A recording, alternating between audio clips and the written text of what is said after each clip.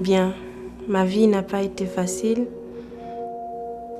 Je devrais épouser quelqu'un que je ne voulais pas alors que j'étais déjà amoureuse d'un autre. À bas âge, dès après ton excision, tu es déjà promis à un homme.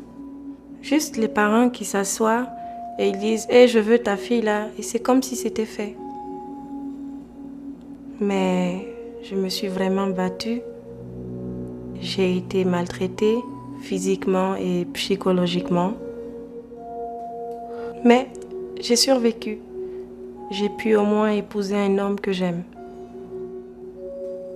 Et quand on a une fille, j'étais vraiment très inquiète parce que je sais que tôt ou tard, on parlera de son excision. Étant donné les difficultés que j'ai dû avoir avec ça, on a décidé de ne pas le faire.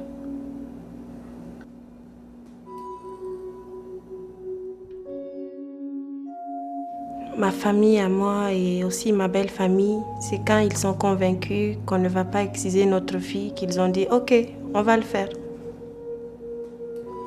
On n'avait pas d'autre choix que de fuir. Avant de venir ici au Canada, je me suis cachée dans mon pays plus d'1 semaine. Donc je vivais dans des conditions pas possibles avec mes enfants. Puis là, j'atterris dans un monde tout différent de mon quotidien. C'était vraiment difficile à surmonter.